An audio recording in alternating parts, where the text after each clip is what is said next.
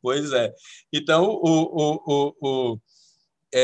mas vocês ficam, quem for de prática em direito internacional está convidado a permanecer na aula para a gente discutir aqui um pouquinho, tá bem? Esse tema, eu sei que a gente já teve, hoje a gente vai falar sobre apatria e refúgio, certo? Apatria e refúgio. A gente vai tratar um pouco da questão da nacionalidade, é o que já discutimos lá em prática em direito internacional, mas vamos retomar aqui a discussão. Fiquem à vontade, né? Sejam bem-vindos aqui à nossa aula. Turma de internacional privado, sejam bem-vindos também. Quem conseguiu assistir aqui a nossa simulação de internacional privado?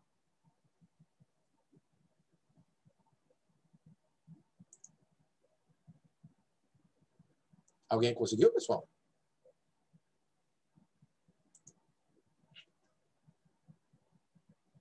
Professor, aqui é Beatriz, eu não sou de internacional privado, mas eu sou de prática. Eu queria saber que foi muito legal ver esse caso. Eu não tinha ouvido falar dele antes. Coincidentemente, antes que eu diga assim, com essa profundidade toda, mas eu sei que, salvo engano, motivou a tese de doutorado do professor Tiago, né? E achei bem legal. Em relação a esse viés ético muito forte, humanitário, eu acho que eu também consigo vislumbrar um pouco numa pesquisa que eu estou fazendo, que seria sobre conceder o refúgio a vítimas do tráfico internacional de pessoas. Então, foi bem legal para dar essa visão, queria agradecer a oportunidade. Eu achei bem legal simular, porque eu já tinha contato com o senhor, que eu fico com um pouco de vergonha, mas dessa vez eu acho que deu bem certo, assim, sem querer ser exibida. E vou precisar sair agora da aula, e aí eu vou mandar um e-mail para o senhor, tá certo? Para a gente ver aquela atividade, só lembrando. Eu tinha comentado com o senhor, tudo bem? Tá bem, tranquilo, tranquilo. Estou lembrado. Realmente, aí a gente ia fazer isso no final da aula, mas aí vamos fazer por e-mail, porque... Bom, deixa eu logo lhe dizer, você faz um parecerzinho de 4 páginas sobre esse mesmo caso. Essa seria a atividade, aí você me manda, acho que 15 dias, dá para fazer? Dá sim, professor. Tá certo, então. Perfeito. Tá, muito obrigada, viu? Bom dia. Sucesso, bom dia. Tchau, tchau. Povo de Genóvia, bom dia. Vamos lá, vamos à nossa aula.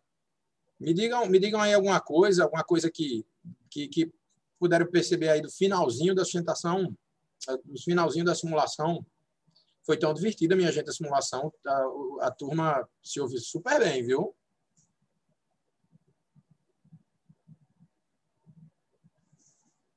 Minha gente, vocês não vão me dizer nada. Querem me deixar arrasado mesmo. Tá bom, tá bom. Vamos lá.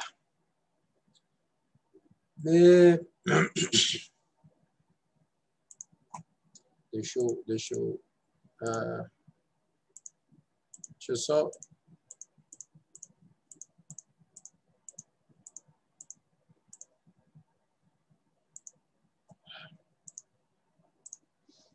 Vamos tentar retomar um pouco o que a gente discutiu lá em relação a Genóvia, minha gente, quanto à nacionalidade. Acho que a irmã está aí, né, irmã?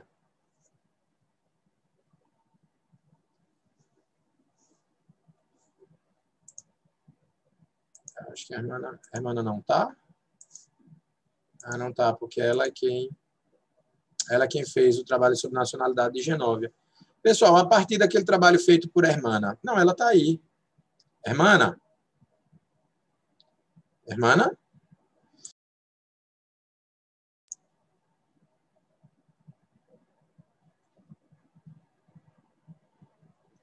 Hermana?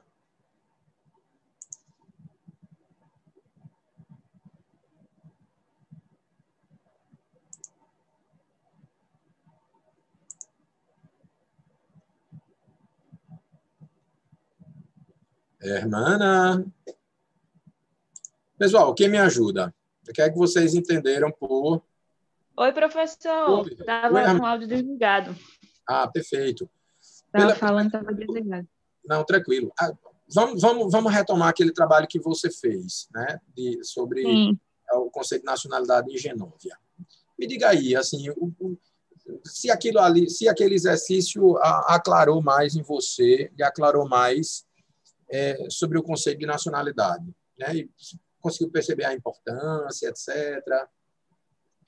Eu acredito no seguinte, deu para perceber que a nacionalidade não é tão restrita a certos casos, como até o senhor pediu para mim abranger outra parte na pesquisa, né? E deu para perceber que a nacionalidade não é só aquela pessoa que se torna nacional do país, mas também aquela pessoa que nasce naquele país e que vai muito além do que a gente acha que é tão restrito. Quando a gente olha para o Brasil, talvez a gente não perceba tanto, porque é uma coisa muito, muito habitual, mas eu acho que quando a gente olha em outro país, aí a gente vê quais circunstâncias, é quando tem um avô, é quando não tem, é quando tem um pai, eu acho que deu para perceber isso, que são critérios, são detalhes, né? Detalhes que, como a gente está inserido numa nação, a gente acaba deixando passando despercebido.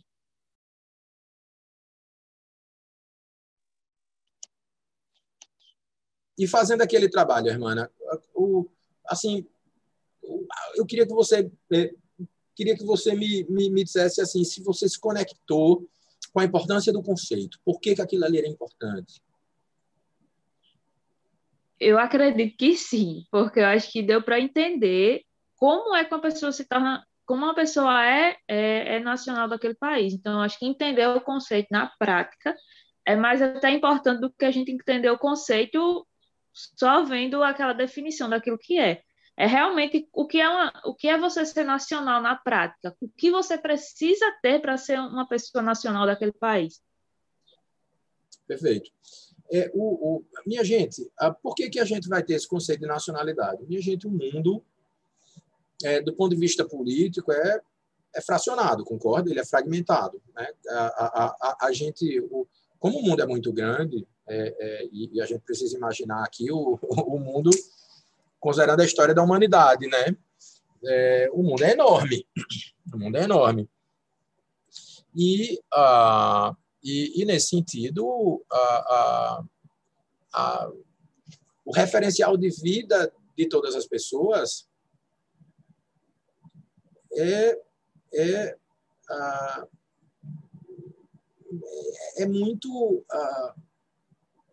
muito pautado nos horizontes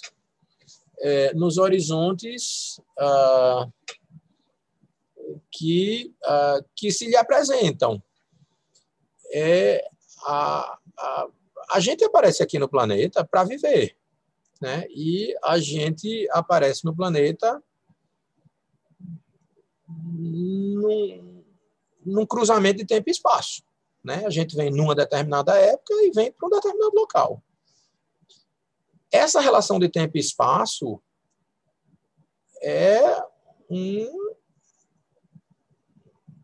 e aí a gente pode dizer que está fazendo aqui uma análise kantiana, é uma condição a priori para compreender a nossa própria vida.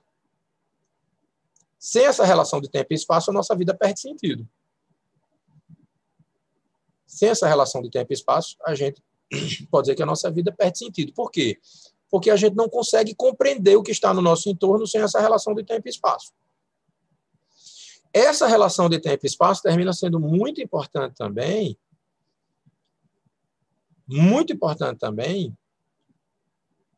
como expressão da dignidade, portanto, de cada um.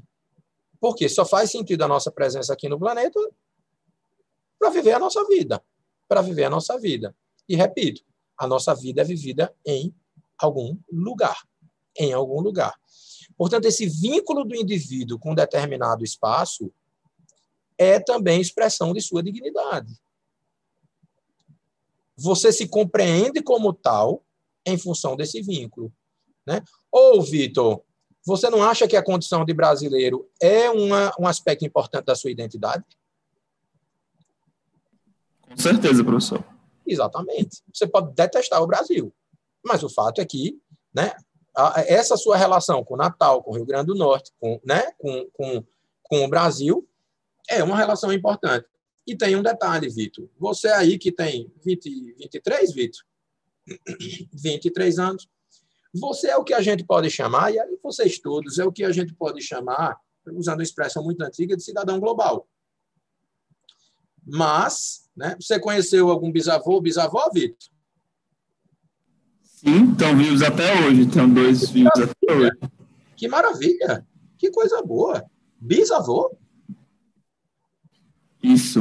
Quando eu era pequeno, conheci todos, na verdade. Que coisa boa! Me diga aí o nome de um bisavô seu que esteja vivo. João. Você considera João um cidadão global?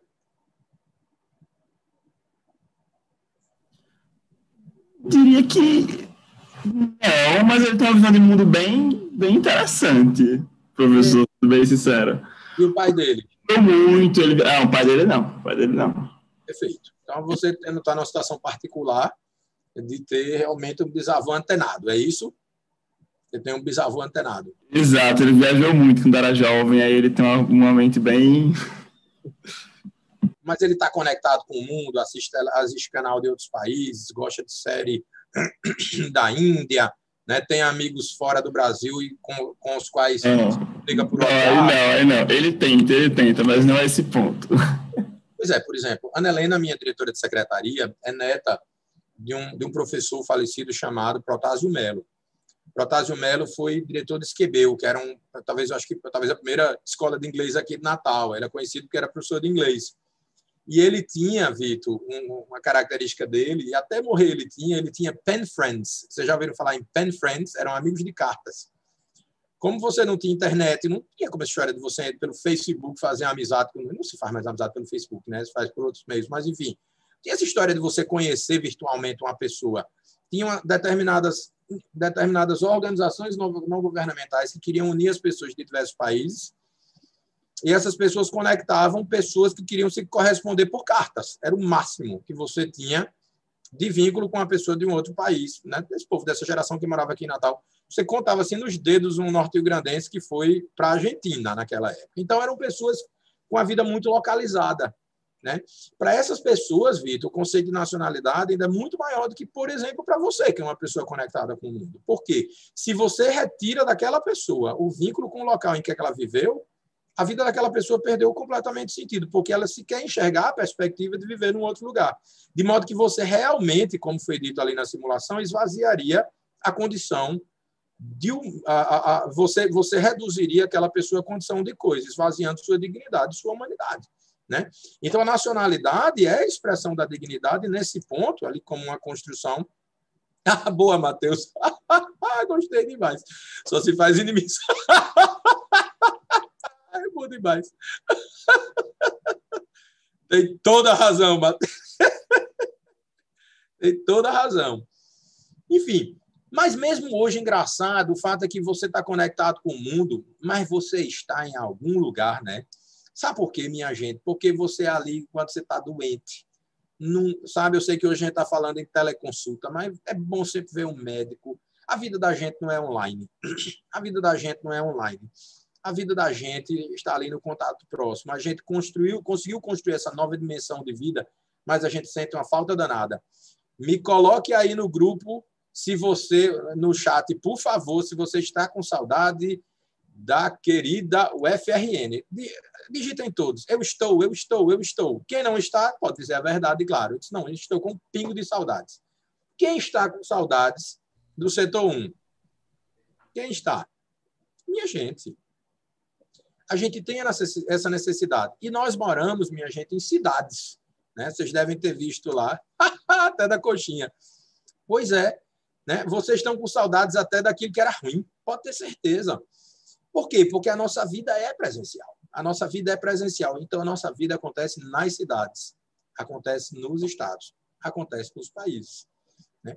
E, nesse sentido, a gente precisa desse referencial para a gente não ficar perdido no mundo e não perder esse fundamento também, esse fundamento, essa motivação, esse estímulo para a gente viver a nossa vida. E aí, o que é que vai ser o conceito de nacionalidade, minha gente? Vai ser o elo político e jurídico que vincula uma pessoa com um determinado Estado, que a compromete para com este com laços de lealdade e fidelidade, que lhe confere o direito à proteção diplomática daquele Estado. Isso é o conceito da Corte Interamericana de Direitos Humanos. A nacionalidade vai ser, segundo Pontes de Miranda, o vínculo jurídico-político, de direito público interno, que faz da pessoa um dos seus elementos componentes da dimensão pessoal do Estado. Né? E segundo Rezec, tem um errinho aí no nome dele, é com Z, nacionalidade é o vínculo político entre o Estado soberano e o indivíduo que faz deste um membro da comunidade constitutiva da dimensão pessoal do Estado e, portanto, no direito das agentes, esse vínculo político recebe, entretanto, a disciplina jurídica e direito interno. O aspecto aí que você extrai de todos os conceitos, nacionalidade é um conceito jurídico e um conceito político. Né? Um conceito jurídico, um conceito político, que expressa esse vínculo, essa necessidade, esse referencial espacial da sua vida.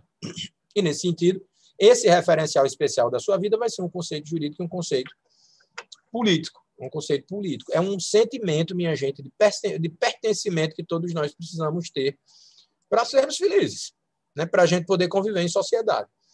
E aí, cada país vai estabelecer os critérios. Aí foi um trabalhinho, né, irmã? Cada país vai estabelecer os critérios de reconhecimento da nacionalidade do indivíduo, né? Nós vamos trabalhar os brasileiros, já trabalhamos o de Genóvia. Vocês têm condições de fazer ali a comparação. No Brasil, a nacionalidade está elencada entre os direitos fundamentais, né? Entre os direitos fundamentais, chamados de direito... Exatamente, irmã. Entre os direitos de nacionalidade, vão estar regulados ali no artigo 12 da Constituição, né? E essa nacionalidade, conforme se extrai no artigo 12, né, é subdividida em primária ou originária e secundária ou adquirida. Né? Primária ou originária, secundária e adquirida.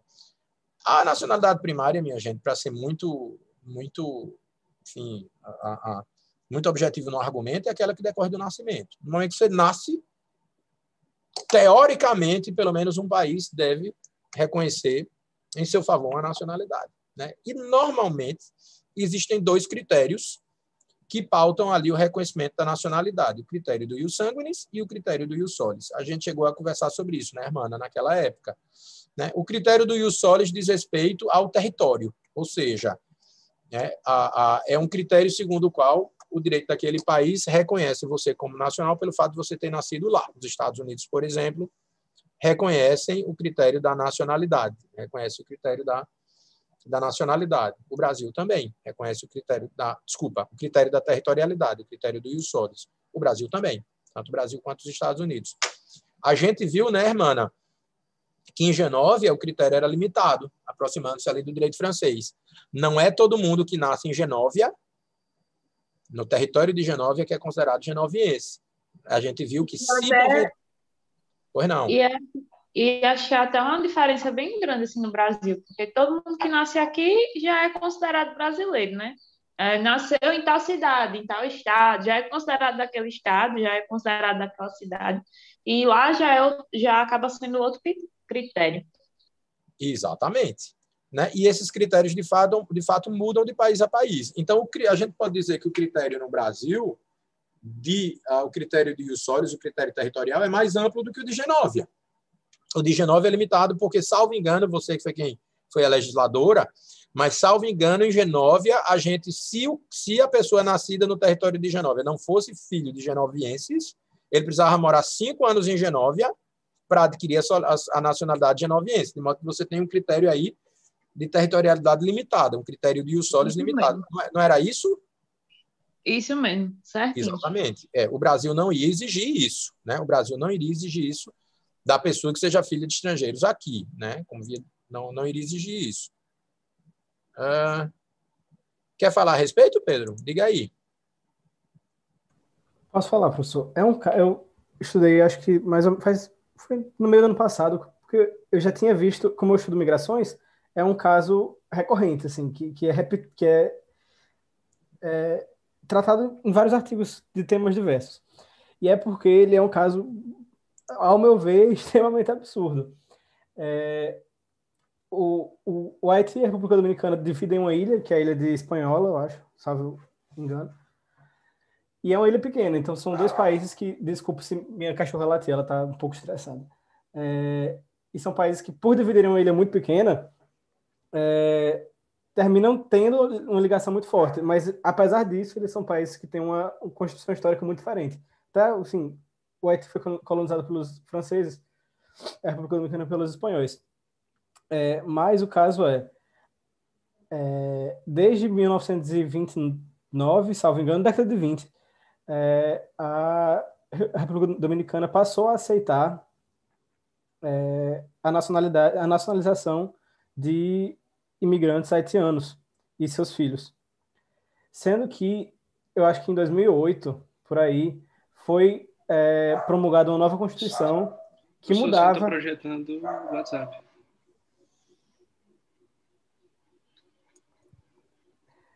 Que mudava o critério de nacionalidade. Então, e a Suprema Corte da República Dominicana decidiu que essa nova Constituição seria válida a partir da lei anterior. Então, eles retiraram a nacionalidade de todos os filhos, de todos os descendentes de haitianos desde 1929. Então, famílias que estavam lá, sei lá, 3, 4 gerações perderam a nacionalidade. E eles não conseguiam solicitar a nacionalidade haitiana porque, salvo engano, lá é somente territorial. Então, eles estavam nesse entrave jurídico de não ser nem dominicano, nem haitiano. E, enfim, isso tem repercussões muito culturais, porque pessoas que nunca pisaram no Haiti, não falam crioulo, cresceram no meio dominicano, deixaram de fazer parte juridicamente daquela comunidade por uma decisão judicial. Eu acho que foi muito superficial, mas é um caso bem complicado. Sem dúvida, né? Sem dúvida. Comentários, minha gente? Obrigado aí pela colaboração, Pedro. Jorge, não se esqueça depois de tirar na edição, tira aí o meu WhatsApp, pelo amor de Deus. Não se preocupe. Ainda bem que era notícia boa, né? Eu tive curiosidade de ver, não sei se vocês viram, porque o departamento aprovou aprovou um voto de congratulações aí em minha homenagem. Aí eu tive curiosidade de ver, aí foi justamente o que eu mostrei para vocês. Mas, enfim. E as circunstâncias como essa a gente vai ter inúmeras, né, Pedro, no mundo inteiro. O segundo critério é o critério do ius sanguinis, que tem como fato gerador o vínculo sanguíneo decorrente da filiação, ascendência, não importando o local em que o indivíduo nasceu. O critério do ius solis, a doutrina vai dizer que é um critério de origem romana, minha gente, critério de origem romana e um critério muito forte também no direito inglês, pela característica de ser um direito insular, né? E o critério do ius sanguinis é um critério de origem germânica, né? Não sei, a gente chegou a comentar a respeito disso, pessoal? Não, né? Acho que chegou não. Quando a irmã apresentou, professor. Quando a irmã apresentou, eu acho que eu comentei, né? Pois é. O critério do ius sanguinis, pelo fato de que os povos germânicos eram nômades, o critério do ius sanguinis fazia mais sentido para eles, pessoal, porque eles não tinham um vínculo muito forte com o território. Então, o conceito de nação entre eles era muito forte, né? Vocês sabem, né, minha gente, o que é que nós brasileiros somos? Já pararam para pensar nisso em termos étnicos? E nós somos uma riqueza, né? Porque se a gente pega portugueses, já são uma riqueza étnica. A gente ainda agrega os povos africanos, os povos indígenas, né? E os portugueses, na verdade, são uma combinação dos povos romanos, quando chegaram à Península Ibérica, depois os povos árabes, os mouros, e também, aí, antes dos povos mouros, desculpa, os povos romanos, que primeiro chegaram por lá, depois os chamados visigodos, minha gente. O direito português tem origem visigoda. O que são os visigodos? Os visigodos foram povos germânicos que também chegaram à Península Ibérica, e é por isso que claramente o nosso direito tem origem romano-germânica, porque os visigodos também influenciaram na formação do nosso direito, né? E como de resto do direito europeu, mas o direito português tem uma forte influência visigoda, e depois os povos árabes, os mouros, né? Então, portugueses e espanhóis são esses, e esses somos nós, associados com a associação de etnias africanas. Aí vocês sabem, né? No nosso caso aqui, sobretudo, os povos da costa da Nigéria, sabem disso, pessoal? Né? Os povos da costa da Nigéria, afora, claro, os indígenas, né? Afora, claro, os indígenas. Parte das etnias negras brasileiras também vem do sul da África, ali por Angola, mas, assim, ao que me consta, também não sou especialista na área, mas a parte significativa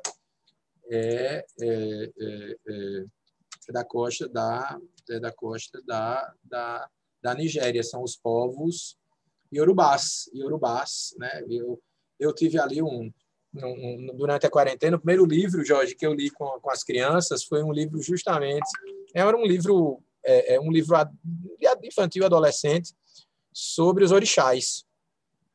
E aí a gente tinha lá esse estudo, as crianças amaram.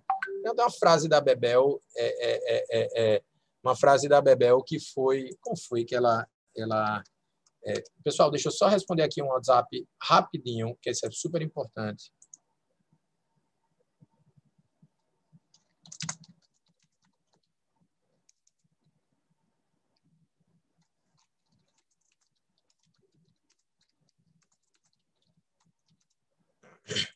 É uma frase da Bebel que foi super interessante depois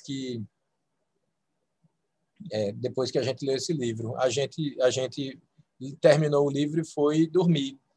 E aí a gente foi dormir e na hora de rezar foi fazer as preces. Aí todo dia uma escolhe uma prece a fazer. E a prece da Bebel foi: Jesus, obrigado por compreender um pouco sobre a cultura africana e afro-brasileira. Bacana, né? O fato é que a gente, enfim, tive o ensejo de estudar um pouco sobre isso, né? E aí a gente tem uma prevalência aí dos povos iorubás, né? Eu terminei até fazendo o teste sobre qual era o meu orixá, Jorge. Lá em casa todo mundo fez o teste. Eu sou Xangô, a Bebel é Xangô. Acho que Dani é Yansan. Não, Dani é Cacá. Porque tem um que é bem zen, aí eu acho que é Cacá. O Xangô é o povo brabo, isso eu e o Bebel. Eu vou perguntar aqui. Eu vou perguntar e depois digo a vocês. Né? Cada um fez o seu orixá lá em casa. Mas, enfim, o fato é que nós somos um povo mais rico. Estou sendo preconceituoso com os outros, né? Mas, do ponto de vista étnico, nós somos um povo mais complexo. Acho que não seria injusto dizer isso, né? Se a gente for considerar também os povos europeus que chegaram ao Brasil depois, no sul do país, realmente é uma riqueza étnica muito significativa. Um país como o nosso tem uma tendência da prevalência ao critério do ius solis, né? Porque é um povo que não tem que tem uma clara miscigenação étnica. Então, qual vai ser o sentido de você estabelecer, no caso, um povo como o nosso, um critério mais forte ius sanguinis? Tanto que, no caso dos Estados Unidos, que são um país refratário a migrantes, né, isso foi dito lá na simulação, eles também enfatizam o critério de ius solis, porque também são um país multiétnico. Todos os problemas que são vivenciados lá, eles são um país multiétnico. É diferente desses países europeus, né? No caso de Genóvia, veja que a gente teve a preocupação de ir atrás lá da origem étnica, aquele povo que veio da Mongólia, etc. Então, o conceito de nação ali gira muito em torno da origem étnica daquela população, né? Então, esses são basicamente os critérios que prevalecem, né? E aí os referenciais históricos vão dizer o que é que os referenciais históricos vão dizer o que é que vai prevalecer em um país ou outro, e esses referenciais históricos é que vão motivar lá as escolhas legislativas, né? Então, no caso do Brasil, nós temos no artigo 12, inciso 1º, né, da Constituição, vocês têm como dar uma olhada aí, a previsão dos critérios de nacionalidade primária, né, como também a previsão dos critérios de nacionalidade originária, e no inciso 2º, os critérios de nacionalidade derivada. A nacionalidade derivada, deixa eu voltar aqui, a nacionalidade derivada é aquela que se adquire por vontade própria, é o que a gente chama de naturalização, né? Ela é posterior ao nascimento do indivíduo, que poderá ser promovida pelos estrangeiros, né? E aí a Constituição brasileira vai dispor da seguinte forma, né? Aqui no artigo 12. Vai dispor no artigo 12. São brasileiros natos, portanto, aqui os critérios de nacionalidade originária, né, ou primária, os nascidos na República Federativa do Brasil, ainda que de pais estrangeiros, desde que estes não estejam a serviço de seu país. Então, é um critério de ius solis quase absoluto. Né? Esse aqui é o critério de territorialidade. Nasci em solo brasileiro. Os nascidos no estrangeiro, portanto, aqui a gente já está no critério de ius sanguinis, de pai brasileiro ou mãe brasileira, desde que eles estejam a serviço da República Federativa do Brasil. Então, aqui a gente vai ter um critério de ius sanguinis, né? Uma preocupação de reconhecer a nacionalidade brasileira de filhos de brasileiros que estejam a serviço do Brasil fora do país, né? Sobretudo na circunstância de outro país não reconhecer a nacionalidade de lá. E os nascidos no estrangeiro de pai brasileiro ou de mãe brasileira, desde que estejam registrados em repartição brasileira competente ou venham residir na República Federativa do Brasil e optem a qualquer tempo, depois de atingida a maioridade, pela nacionalidade brasileira. Certo? E aí a gente vai ter, portanto, nessa circunstância, os critérios que determinam a aquisição originária da nacionalidade brasileira. Portanto, a gente vai ter ali, né, a definição de quem são os brasileiros natos. Essa definição é importante, minha gente, porque a própria Constituição estabelece algumas prerrogativas aos brasileiros natos. Né? Eu falei lá na simulação, na outra disciplina, da 14ª emenda da Constituição dos Estados Unidos. Ali havia privilégios e imunidades dos cidadãos norte-americanos, né? Na 14ª, que se submetiam a proteção da igual proteção das leis, né? Equal Protection Clause, mas ali você percebe na própria redação que o início da emenda fala em cidadãos norte-americanos, né? E aí você tem ali os critérios de reconhecimento da cidadania, e depois fala em pessoa, portanto, conferindo direitos também a quem não é cidadão dos Estados Unidos. Isso já mostra que o reconhecimento da nacionalidade, lá chamada de cidadania, é algo que vai trazer algumas prerrogativas, né? Prerrogativas, por exemplo, de brasileiros natos, é ser presidente e vice-presidente da República, presidente da Câmara, presidente do Senado, ministro do Supremo, membro da carreira diplomática, oficial das Forças Armadas, ministro da Defesa. Só brasileiros natos podem ocupar essas funções, minha gente. Só brasileiros natos. Né? De modo que são pessoas que vão precisar se enquadrar nesses 3 incisos aqui. E a gente vai ter aqueles que adquirem a nacionalidade brasileira, né?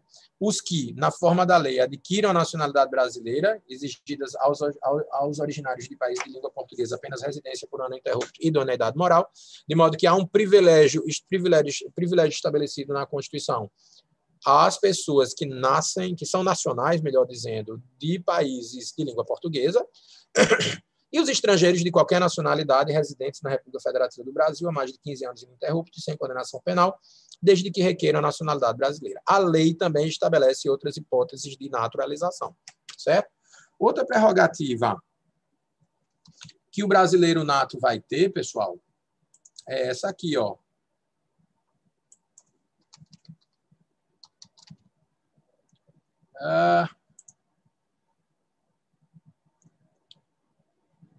Não será concedida...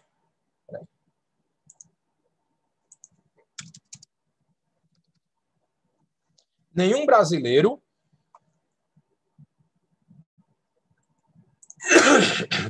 nenhum brasileiro será extraditado, salvo o naturalizado, em caso de crime comum praticado antes da naturalização ou de comprovado envolvimento em tráfico ilícito de entorpecentes e drogas afins na forma da lei. De modo que aí você já estabelece outra prerrogativa ao brasileiro nato. Ele não pode ser extraditado em circunstância nenhuma. O brasileiro naturalizado pode ser extraditado se o crime tiver ocorrido antes da naturalização ou em caso de tráfico internacional de drogas. Né? Então, são prerrogativas que você vai, né, conservar, tendo visto o reconhecimento ali seu como brasileiro nato ou naturalizado. Né? A gente não precisa descer ao detalhe, mas a naturalização ela se subdivide em comum e extraordinária, em ordinária ou extraordinária, conforme esteja prevista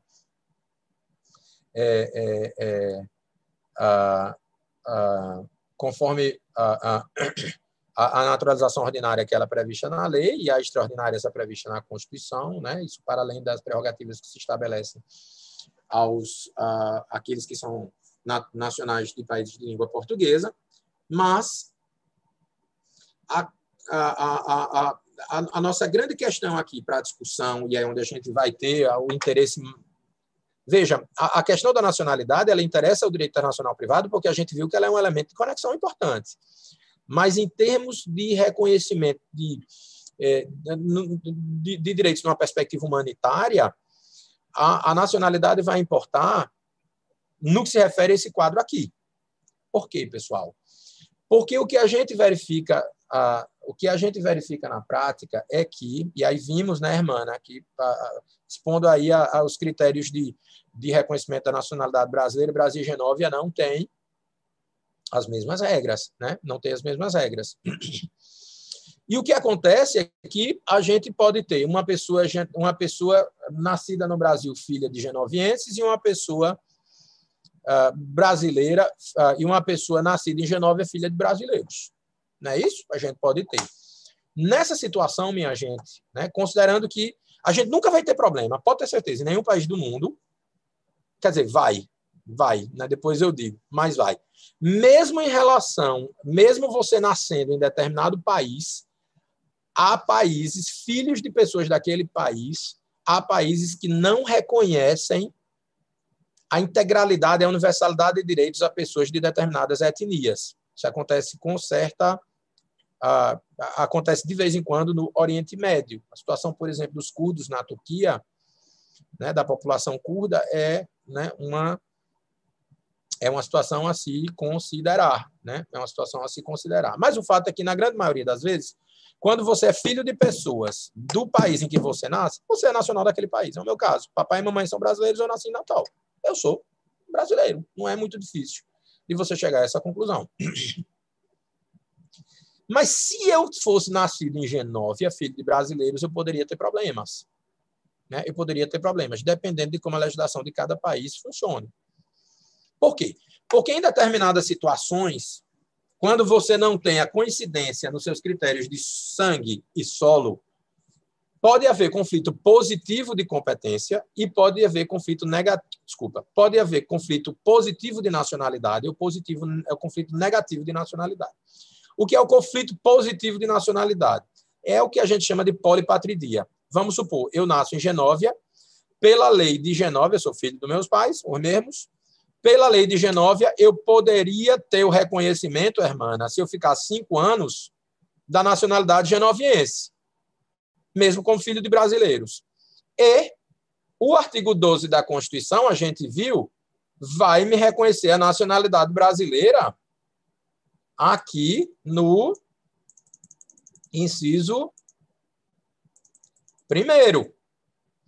Os nascidos no estrangeiro de pai e mãe brasileiros, desde que registrados na repartição e venham residir na República Federativa do Brasil optando pela nacionalidade brasileira. Ou seja, então, se eu fosse nascido em Genóvia, registrado em Genóvia, na repartição brasileira, lá no consulado, voltando para o Brasil, eu também tinha o reconhecimento da nacionalidade brasileira.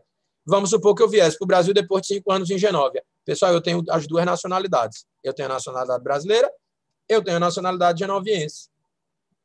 Então, eu tenho o que a gente chama, minha gente, de dupla nacionalidade. Isso é um conflito positivo de nacionalidade. Eu seria polipátrida. Certo?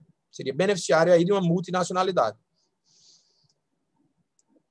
Mas o oposto pode acontecer, minha gente. Pode ser que eu não tenha o reconhecimento da nacionalidade por nenhum dos países, pelo fato de não ter coincidência ali na minha situação dos critérios de sangue e solo. Nesse caso, pessoal, eu serei apátrida, porque nenhum país vai me reconhecer a nacionalidade. Imaginemos que o Brasil dispusesse que a pessoa que nasceu fora do país jamais será considerado brasileiro. E eu passasse menos de 5 anos em Genóvia, eu seria apátrida. Eu não teria nacionalidade em nenhum país. E o que o direito internacional dos direitos humanos, e isso sim, numa perspectiva humanitária, quer é que, de alguma forma, eu tenha o reconhecimento de uma nacionalidade. Eu não posso ser vítima desse vácuo legislativo, certo? Desse vácuo legislativo. Em relação à nacionalidade brasileira, a gente chega já à patridia, tem um outro aspecto interessante a se considerar, pessoal. É que a Constituição, no parágrafo 4º do artigo 12, prevê também hipóteses de perda da nacionalidade brasileira, pessoal, de perda da nacionalidade brasileira. E aí, quem é que pode perder a nacionalidade brasileira? Quem tiver cancelado a sua naturalização ou quem adquiria outra nacionalidade. Cuidado, minha gente, se você fosse naturalizar nacional de um outro país, você perde a nacionalidade brasileira, salvo se houver o reconhecimento de nacionalidade originária pela lei estrangeira. Então, se você é brasileiro nato e genoviense nato, o Brasil não exclui a nacionalidade. Então, portanto, ocorrerá pela naturalização. Ou, no caso de imposição de naturalização pela norma estrangeira ao brasileiro residente em estado estrangeiro, como condição para permanência em seu território ou para o exercício de direitos civis. Então, imaginemos que o Brasil esteja fora do brasileiro esteja fora do Brasil e lá não consiga gozar de direitos civis mínimos pelo fato de ser estrangeiro. Então, ele, para poder viver uma vida normal naquele país, ele seja obrigado a adquirir a nacionalidade daquele país. Nesse caso, pessoal, o Brasil reconhece a dupla nacionalidade, não determina a perda da nacionalidade brasileira. Professor? Pois não. É muito comum, né, nos casos de jogadores brasileiros, por exemplo, que vão jogar em países árabes ou asiáticos. Eles têm que adquirir a nacionalidade em alguns países. Para gozo dos direitos, não é isso? É. Isso. Perfeitamente, Isaías. Agora, o brasileiro que sabe que se naturaliza espanhol, a rigor, ele perde a nacionalidade brasileira. Tem um caso muito interessante, minha gente. Tem um caso muito interessante que o Supremo Tribunal Federal julgou a respeito da perda da nacionalidade brasileira, que é o caso Cláudia Sobral. Alguém já ouviu falar do caso Cláudia Sobral? Diga aí, Vitor, me parece que você ouviu, né? Já, professor, mas faz muito tempo, eu não lembro direito. Eu acho que o caso que ela estava nos Estados Unidos, estava sendo processada penalmente, e ela veio alegar que tinha nacionalidade brasileira, e o Supremo decidiu que, na verdade, não, que ela era americana, então ela deveria ser processada lá. Acho que foi algo mais ou menos assim. Exatamente. Na verdade, Cláudia Sobral foi morar nos Estados Unidos e se casou por lá. E lá ela foi denunciada por ter matado o marido. Enquanto ela respondia ao processo, minha gente, ela veio para o Brasil e aqui chegou um pedido de extradição dela para ser presa nos Estados Unidos. Pessoal, há pouco eu mostrei a vocês o inciso do artigo 5º da Constituição que diz que o brasileiro nato não pode ser extraditado. E nós já estudamos extradição, né? Que é a entrega da pessoa a um outro país para responder criminalmente. Pois bem, pessoal, quando chegou aqui o pedido de extradição,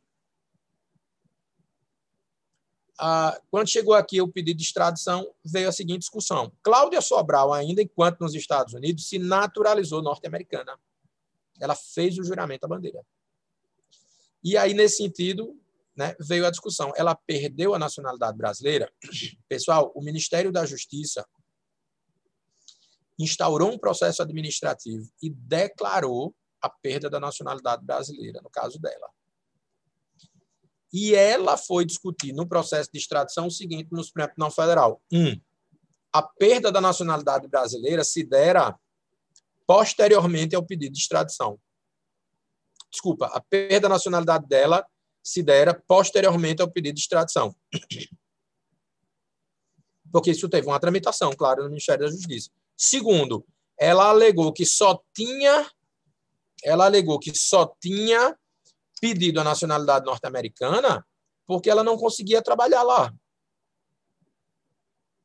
Ela não conseguia ter uma vida normal nos Estados Unidos. Então, ela disse que estaria excluída pela linha B do inciso 1º da Constituição. O argumento dela, pessoal, foi afastado pelo Supremo Tribunal Federal. Por quê? O Supremo Tribunal Federal disse que, o ato de perda da nacionalidade brasileira é meramente declaratório. Se é meramente declaratório,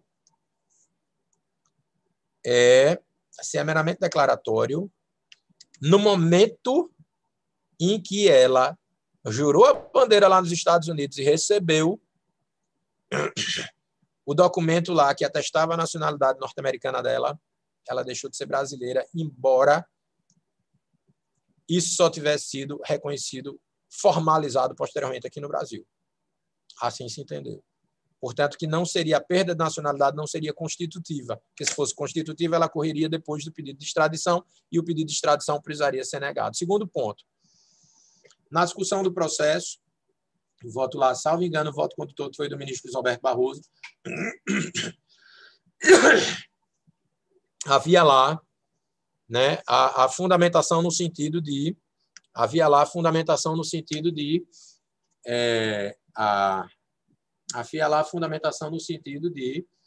que ela tinha green card antes de pedir a nacionalidade dos Estados Unidos, de modo que ela trabalhava normalmente e nos termos da própria 14ª emenda da Constituição dos Estados Unidos, nenhum direito civil lhe era negado, né? Quando eu digo direito civil, não é direito civil na perspectiva brasileira, é civil rights. Nenhum direito fundamental lhe era negado. Se nenhum direito fundamental lhe era negado, ela não precisava ter perdido a nacionalidade brasileira para viver nos Estados Unidos. E, nesse sentido, ela teve deferida, concedida, os Estados Unidos tiveram concedida a extradição que foi postulada. Júlia, nesse caso, a nacionalidade dela nos Estados Unidos é derivada. É derivada. Então, o caso é típico de perda de nacionalidade. Você entra na linha B e não na linha A. Porque o reconhecimento lá não foi originário. O que seria o reconhecimento de nacionalidade originária nessa situação, minha gente? Porque você vai dizer, mas como é que poderia acontecer? Pode, no caso dos judeus sefarditas aqui do Siridó, que estão ganhando nacionalidade portuguesa. Muitos, vocês sabem, né? A gente conversou sobre isso, não conversou naquele dia? Conversamos, até acho que Jorge disse que acha que é português. Pronto, Jorge, se ele conseguir a nacionalidade portuguesa agora, por mais que ele não seja português hoje, ele será português nato, pessoal, embora reconhecido posteriormente com essa lei que reconhece aí a acolhida aos judeus sefarditas, aos descendentes dos judeus sefarditas. Então, nesse caso, você não perde a nacionalidade brasileira porque você será considerado português nato e não português naturalizado, que foi o caso de Cláudia Sobral nos Estados Unidos. Ela não foi reconhecida como norte-americana nata, ela foi reconhecida como norte-americana naturalizada. Por isso que ela teve ali a perda da nacionalidade brasileira. E aí aconteceu a desgraça, ela perdeu o privilégio. Pessoal, não é todo país que tem a mesma regra do Brasil de não extradição do nacional nato. Os Estados Unidos, por exemplo, extraditam, a menos que tenha mudado recentemente, mas os Estados Unidos extraditam o nacional nato. É uma regra realmente brasileira, é, na verdade, uma regra influenciada por um princípio do direito penal internacional chamado de princípio pessoal, ou princípio da personalidade, que acho que a gente chegou a falar a respeito, que é um dos princípios que legitimam o funcionamento da jurisdição penal no país. Certo? Seria isso. Dúvidas, pessoal? Professor, perdão, Pedro. Pode falar, Vitor, depois eu falo. Diga lá, Pedrão. E aí, Pedro? Caso o brasileiro se naturalize outra nacionalidade, perca a nacionalidade brasileira, e no país que ele se naturalizou, eu ia falar Estados Unidos, mas eles não precisam mais de visto, mas no país que ele se naturalizou, é necessário visto para visitar o Brasil. Ele ia precisar solicitar o visto, como qualquer outro nacional daquele país, ou haveria alguma facilidade? Se ele perde a nacionalidade brasileira, ele vai precisar de visto. Entendi. Normalmente. Beleza. Ele vai ser estrangeiro como qualquer outra pessoa. Professor, a minha dúvida era mais sobre o seguinte: se no Brasil você não pode extraditar brasileiro naturalizado, nato daqui, como é que ficaria a eficácia da sentença se eu for condenado penalmente em outro país, digamos assim? Assim, aí eu vou lhe dizer, vamos fazer um planejamento criminal da sua vida, Vitor. Nunca mais saia do Brasil. Porque aí nenhuma eficácia dessa sentença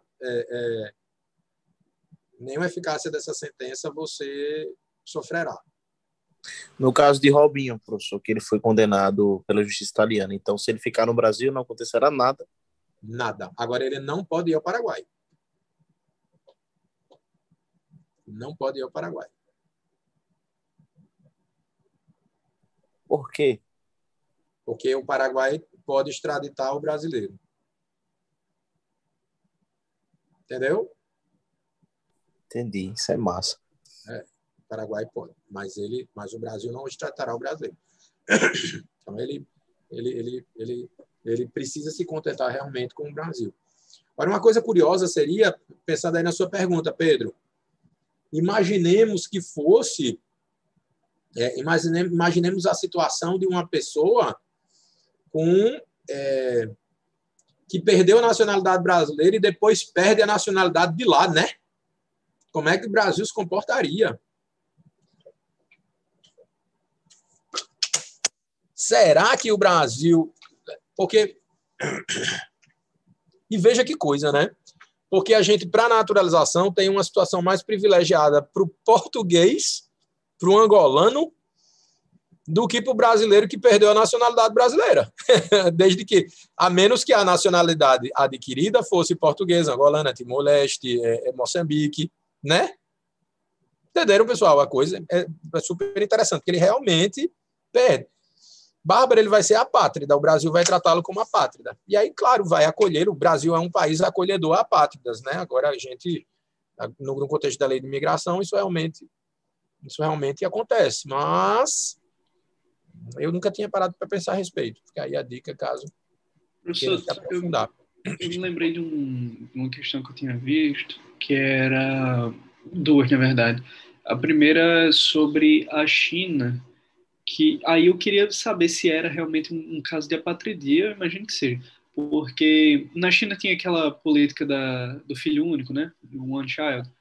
Aí eu vi uma reportagem lá dizendo que tinha muitos relatos de gente que tinha um segundo filho e não registrava, principalmente se era mulher, porque Isso lá aonde? tem... Isso aonde? Isso aonde?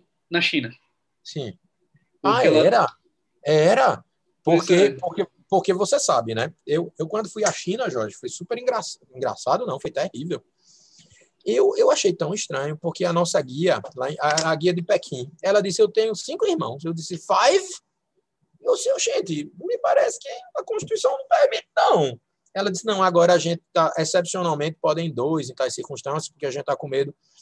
A gente está com medo aqui com o sistema de proteção social do país, enfim, que é um país, diga-se de passagem, não tem previdência, né?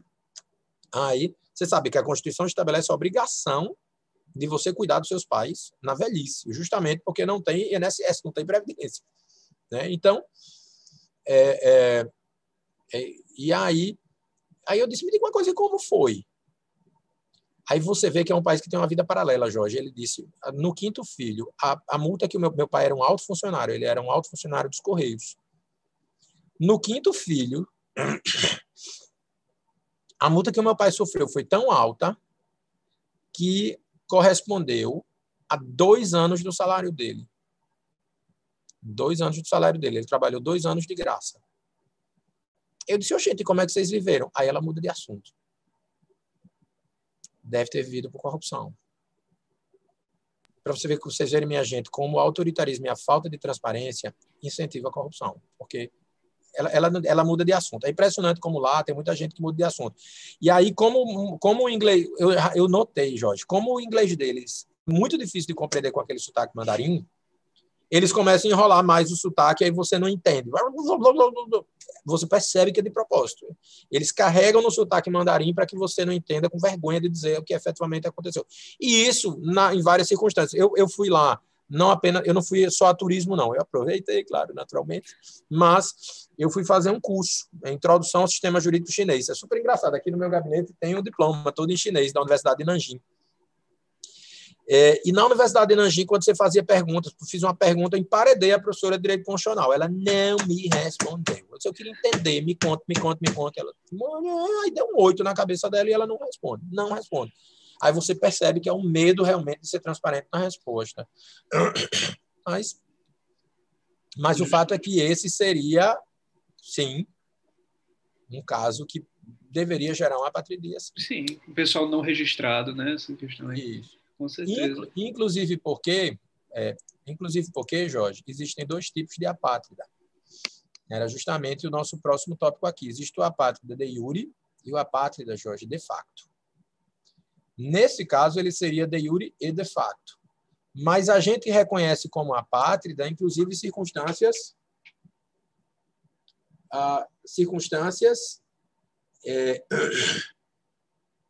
em que, embora registrado, seus direitos não são reconhecidos em patamar de igualdade com o de outras pessoas daquele país. Exemplo dos curdos. Então, vamos supor, você tem uma etnia lá Pronto. Salvo engano, na Geórgia. Geórgia é país. Quando foi criado o país, eles deixaram de fora uma parte da população.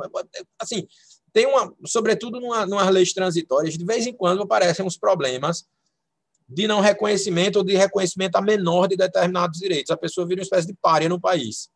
Esse vai ser considerado uma apátrida de iure, né? Quando o indivíduo tem negados na prática direitos que são usufruídos por todos os nacionais, tal como o direito de retornar ao seu país e residir nele. Né? Então, eles são uma espécie de refugiado no próprio país. A gente vê, no caso, espécie, porque, na verdade, o conceito correto seria de apatridia. E os apátridas de iure, né, não são considerados nacionais pela lei de nenhum país. Né? Então, há casos em que o indivíduo possui formalmente a nacionalidade, mas esta resulta ineficaz. Né? Aliás, nesse caso aí, desculpa, Jorge, melhor dizendo, nesse caso, formalmente ele teria reconhecimento à nacionalidade, mas por essa circunstância haveria, que era uma circunstância social, esse que seu caso seria uma apátrida de facto, porque o cara não podia registrar e a pessoa poderia simplesmente se perder. E aí eu não sei. Por exemplo, no caso do Andrimana, que foi o caso da nossa simulação da turma anterior, ele nasceu no Burundi, mas o Burundi, como não tinha registro de nascimento na fase adulta, aí, que é o caso daqui de Natal, né? Foi o primeiro caso julgado aqui na história do Brasil, o reconhecimento judicial de nacionalidade. E aí o apátrida, ele foi reconhecido como apátrida no Brasil judicialmente, porque o Burundi não recebeu de volta. Ele falava o idioma do Burundi, o dialeto. Todo mundo sabia que um povo que falava com aquele sotaque era do Burundi. O Burundi recusou-se, ele não tinha registro de nascimento. Então, a consumação, teoricamente, essa pessoa seria reconhecida como chinês, porque nasceu lá, enfim, filho de chinês, tem que ver o critério de lá, mas eles se tornariam uma apátrida de iure. E aí, pessoal, milhões de pessoas no mundo vivem presas nesse limbo legal. Milhões de pessoas no mundo. Né? E a principal causa de apatridia são políticas discriminatórias, além de vazios legislativos em matéria de nacionalidade. Né? E aí, o direito internacional se preocupa com isso, na perspectiva humanitária, né? E algumas convenções internacionais dispõem sobre o tema, com destaque para a Convenção sobre o Estatuto dos Apátridas de 1954, né? Da Convenção subscrita pelo Brasil e já ratificada, a Convenção sobre a Redução dos Casos de Apatridia, da mesma forma, a Convenção sobre a Nacionalidade das Mulheres Casadas, que dispõe sobre o tema, né? Mas o principal deles é aquele. O Brasil é bem reconhecido, minha gente, pela ACNUR, que é a agência da ONU para o tema, né, para migrações. É reconhecido como um bom case, né, desde sempre, e sobretudo depois da aprovação da lei de imigração, que trata de uma proteção especial ao apátrida, no artigo, pessoal, 26. Né, deixa eu ver aqui, ó, a lei de imigração. Lei de imigração, artigo 26. Isso para além, claro, da convenção, né, que já foi aqui incorporada. Né? Mas a lei de imigração dedica uma seção específica para a proteção ao apátrida e a redução da apatridia, né? Com toda a regulamentação, processamento disso tudo se faz, pessoal, no Ministério da Justiça. No Ministério da Justiça.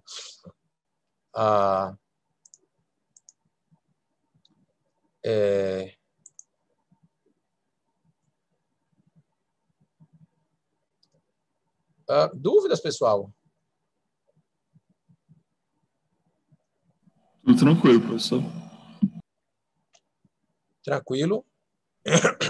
Professor, se eu puder perguntar sobre um caso aqui também. Por favor.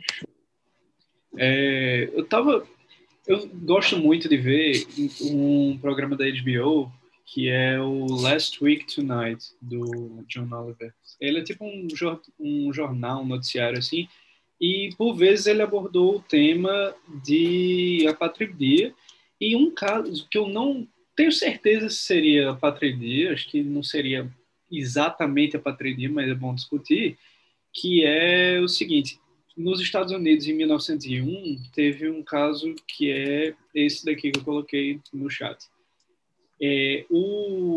Nesse caso, a Suprema Corte dos Estados Unidos decidiu que algumas ilhas que são territórios dos Estados Unidos, Porto Rico, Guam, Samoa Americana, essas ilhas, os residentes de lá são, de acordo com a opinião da Suprema Corte, raças aliens, diferindo de nós em religião, costumes, leis, modo de impostos.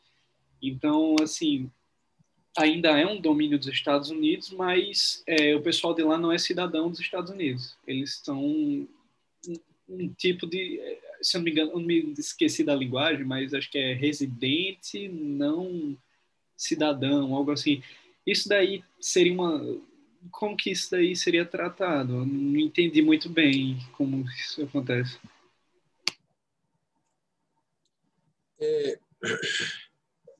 Excelente pergunta. Eu nunca tinha me lembrado disso.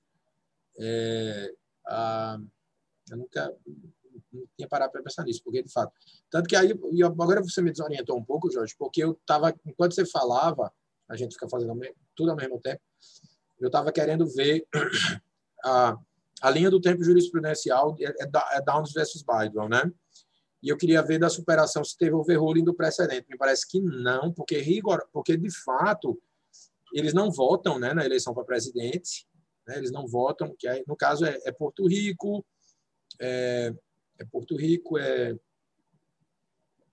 Havaí não, Havaí já entra Guam, Guam, Porto Rico, Samoa Americana, Ilhas Virgens, né? Não tem Ilhas Virgens norte-americanas, né?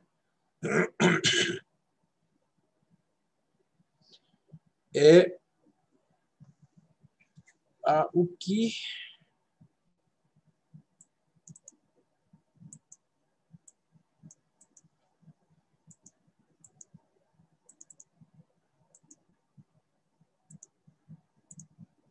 que eu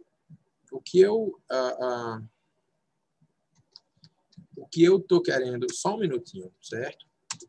Porque eu teria como lhe responder, tá aqui. Eu não queria lhe responder sem analisar o outro lado da coisa, que seria o reconhecimento da nacionalidade de Porto Rico. Ou seja, se por um lado, ok, ainda que ele tenha negado a nacionalidade norte-americana em sua plenitude, será que não se construiu aí um conceito de nacionalidade porto-riquenha? Porque, por exemplo, a gente sabe que nas Olimpíadas o povo disputa, né? E ele tem lá a fruição de direitos, um judiciário, etc, né? Então, assim, ele não tem nos Estados Unidos, mas em Porto Rico ele tem, como ele tem em Guam. Então, eu precisaria refletir melhor sobre como isso funciona, porque quando você chega aqui em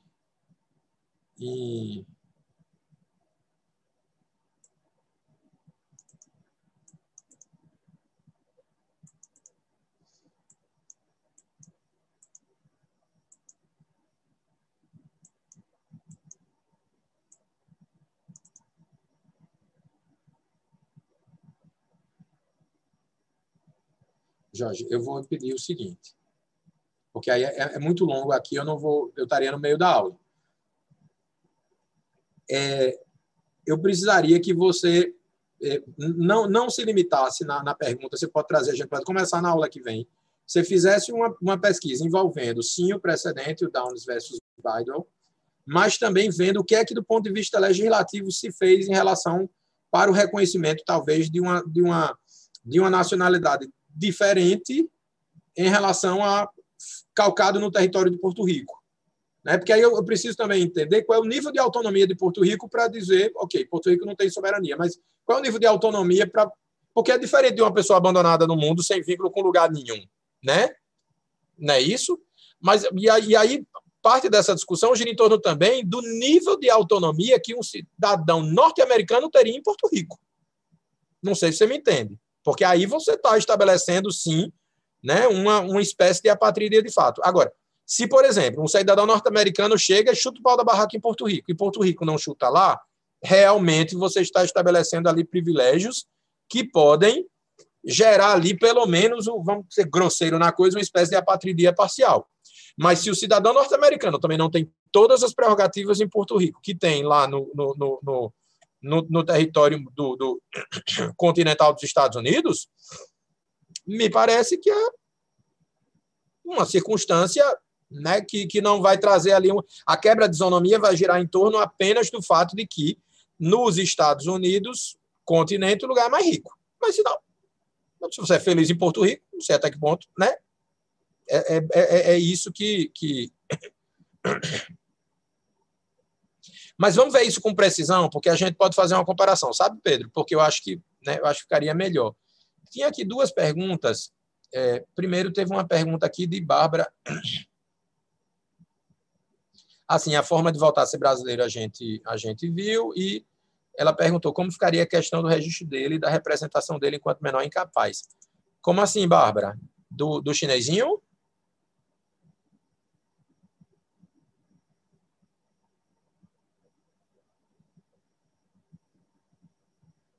Pois não. Beleza. Oi, professor, tá me ouvindo? Sim, sim. Pronto, bom dia. Bom dia. A minha pergunta era mais com relação a outra que eu fiz da criança que nasceu de pais apátridas, sabe? Sim. Mas nasceu aqui no Brasil, então sim, pela sim, Constituição, ele é brasileiro, né?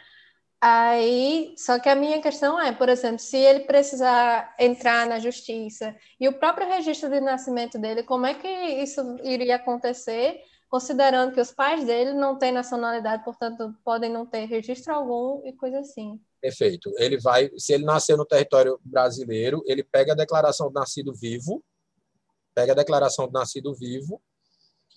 e, assim, a declaração de nascido vivo vai indicar de quem ele nasceu, né?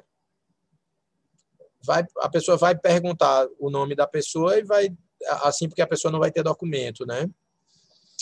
Vai haver um registro na declaração de nascido vivo do nome daquela pessoa conforme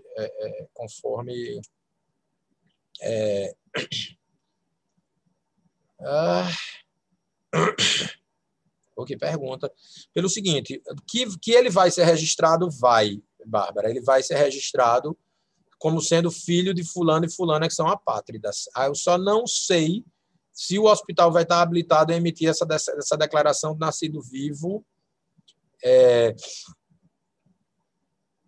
Como é que talvez o hospital fosse pedir um suprimento judicial disso, sabe? Para poder, eu precisaria... Porque como ele não teria documento, o hospital teria uma dificuldade de identificar efetivamente quem seria o pai e a mãe. Porque se for filho de estrangeiro, por exemplo, você consta na declaração de nascido vivo. Como o pai não teria documento, nem a mãe, né? Porque assim, toda criança que nasce viva tem direito a uma mãe, concorda? Nem sempre o pai é que gera depois a investigação de paternidade, mas a mãe não tem o que discutir. Então, deve ter alguma regulamentação aí no CNJ, mas na melhor das hipóteses vai haver o suprimento judicial, isso pode ter certeza. Ela vai ter ela nasceu em território brasileiro, vão indicar o nome de fulana como apátrida, faz ali num procedimento de jurisdição voluntária, você garante esse registro, sim, pode ter certeza. Agora, eu precisaria, assim, o procedimento é que eu não sei, porque eu não sei se ela já sairia com o documentozinho do hospital para fins de registro, já que o hospital não teria como identificar a mãe. Esse caso que professor, esse caso que a colega compartilhou aí, foi algo que ela pensou ou isso aconteceu na prática mesmo aqui no Brasil? Não, eu acho que ela especulou, não foi, Bárbara? Porque pode acontecer, de fato, né? Isso, pode acontecer, de fato. Mas certamente, pelo menos o suprimento judicial, ele vai ter com certeza, viu, Bárbara? Pode ter certeza. E ele nasceu em território nacional, pode ser quem for, ele vai ser brasileiro. E ele não, justamente porque o critério do solo vai afastar uma ausência de critério de sangue, né, pela patria dos pais. Pessoal, e aí quanto ao refúgio, né, só para a gente concluir aqui a aula, a gente pode retomar. Ô, Jorge, vamos retomar desse seu caso de Porto Rico, achei o máximo, né? Achei o máximo.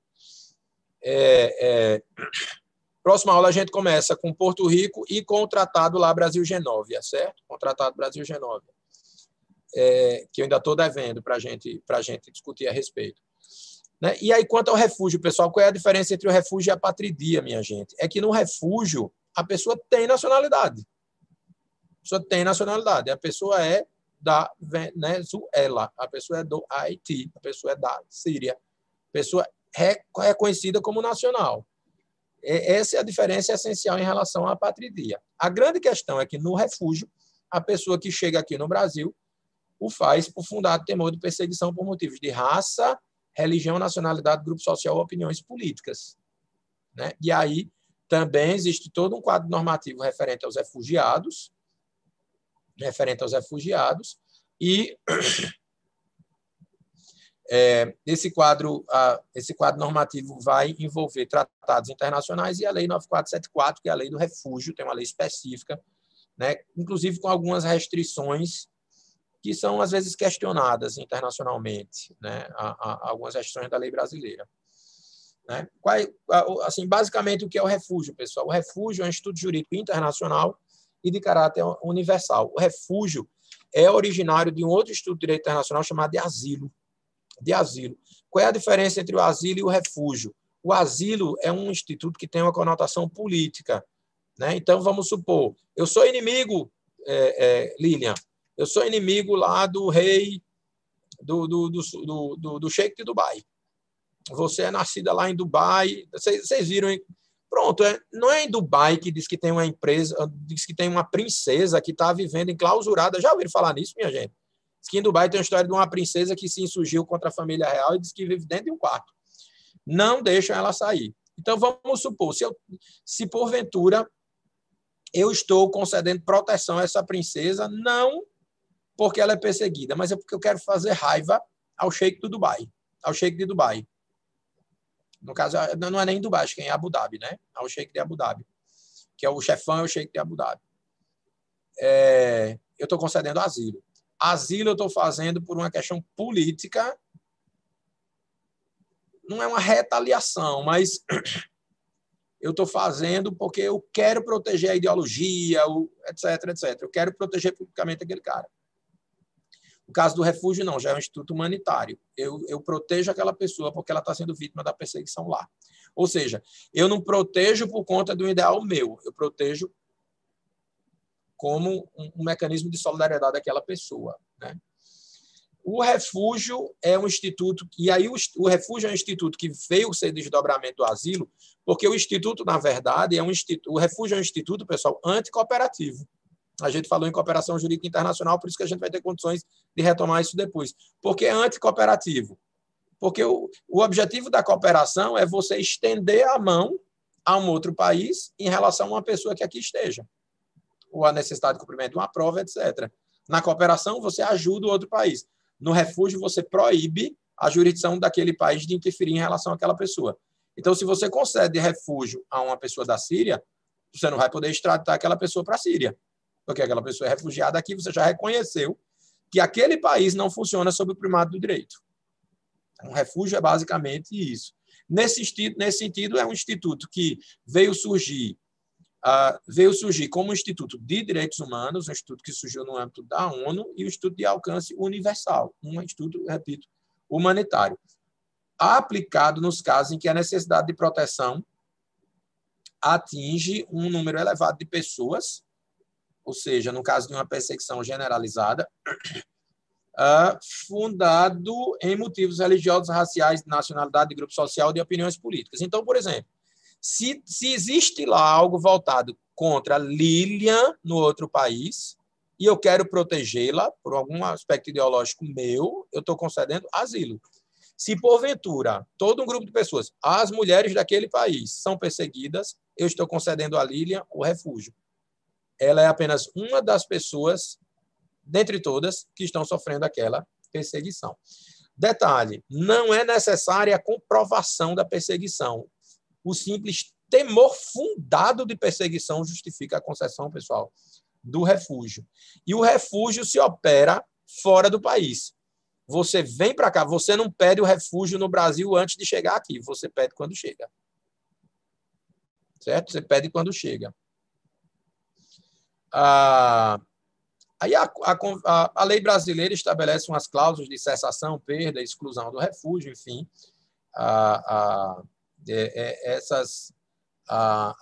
Alguns critérios também previstos nas convenções, né? O refúgio tem efeito declaratório, portanto, você reconhece a perseguição ocorrida lá, que ela já existia, e ela, como medida de caráter universal e humanitário, ao contrário do asilo, o refúgio é uma medida apolítica. Ela é uma medida que visa proteger o ser humano. Certo? Então, veja, é muito importante a gente compreender a distinção entre a apátrida e o refúgio, porque, às vezes, o apátrida também sofre perseguição lá, em particular o apátrida de fato. Nesse sentido, o apátrida de fato se aproxima muito do refugiado. Por quê? Ele vai ter o reconhecimento formal da nacionalidade, mas vai ter ali fundado vai ter ali um fundado temor de perseguição, certo? O tratamento será dado jurídico, do ponto de vista formal, ao apátrida de facto é basicamente o tratamento do refúgio. A apatridia, ela lida realmente com a ausência completa de vínculo formal de uma pessoa com o país. Ficou claro, pessoal? Dúvidas? Pessoal, vocês amam esse tema, não é? Eu sei que vocês amam esse tema, não é? Ou é equívoco meu? É muito interessante, professor. Eu sei que vocês amam esse tema, eu sei que vocês amam. Beleza. Pois pronto. Então, próxima. Ô, Jorge, tu me lembras na próxima aula desse detalhe? Ok? Bota no Trello. Perfeito. Pronto. Aí você faz essa pesquisazinha, não faz? Beleza. Pois pronto, pessoal. É isto.